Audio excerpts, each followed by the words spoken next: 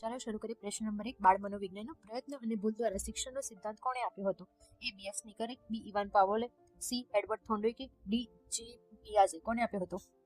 તો કે એડવર્ડ થોર્નડોઇકે આપ્યો હતો. કેમ? તો એને સમજૂતીમાં એવું છે કે થોર્નડોઇકે બિલાડી પર પ્રયોગ કરીને સાબિત કર્યું હતું કે પ્રાણી અને મનુષ્ય વારંવારના પ્રયત્નો અને ભૂલોમાંથી શીખે છે. જોઈએ પ્રશ્ન નંબર 2. ગુજરાતનો ઇતિહાસ અથવા ભૂગોળમાંથી. ગુજરાતમાં પાટણની રાણકી વાવ તે યુનેસ્કો દ્વારા કયા વર્ષમાં વર્લ્ડ હેરિટેજ સાઇટનો દરજ્જો આપવામાં આવ્યો હતો? એ 2010, બી 2014, સી 2017, ડી 2021. શું આવશે સાચો જવાબ? તો કે 2014. આ વાવમાં રાણકી વાવ સોલંકી રાણી ઉદયમતીએ બંધાવી હતી, જે 7 માળની ભવ્ય વાવ છે.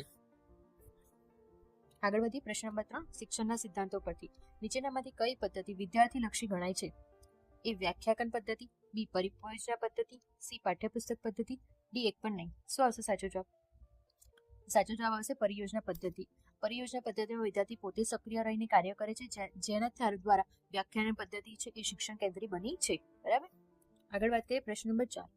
આરટી એક્ટ 2009 નો ક્વેશ્ચન છે. આરટી એટલે શિક્ષણનો અધિકાર એક્ટ 2009 મુજબ ધોરણ 1 થી 5 ના બાળકો માટે શાળા અને ઘર વચ્ચેનું અંતર મહત્તમ કેટલું હોવું જોઈએ? એ 1 kilometre, 2 3 kilometre, C 5 kilometre, D 10 kilometre. કેટલું અંતર હોવું જોઈએ? શું આવશે સાચો જવાબ? તો કે સાચો કિલોમીટર 1 કિલોમીટર સાચો અંતર છે. કાયદા મુજબ એવું છે કે જે પ્રાથમિક શિક્ષણ ધોરણ છે માટે 1 કિલોમીટર અને ઉચ્ચ પ્રાથમિક માટે 3 કિલોમીટરની મર્યાદા નક્કી કરવામાં આવેલી છે. આગળ જઈએ. પ્રશ્ન નંબર 5. ગુજરાતી સાહિત્યનો પ્રશ્ન છે. ગુજરાતી સાહિત્યની વ્યાખ્યા નવલકથા સરસ્વતીચંદ્રના લેખક કોણ છે? ઈ પન્નાલાલ, બી ઝવેરચંદ્ર મેઘાણી, સી ગોવર્ધન રામ ત્રિપાઠી, ડી કનૈયાલાલ મુનશી. કોણ છે સાચો જવાબ? શું આવશે? તો કે ગોવર્ધન ત્રિપાઠી. સરસ્વતીચંદ્ર છે ગુજરાતી સાહિત્યની સૌથી મોટી અને મહાપદ પામેલી નવલકથા છે, જે 4 ભાગમાં વહેંચાયેલી છે.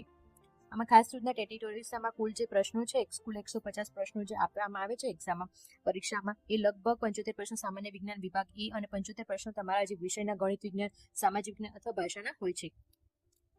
Please like and subscribe my channel દરરોજ આવો વિડીયો જોવા માટે.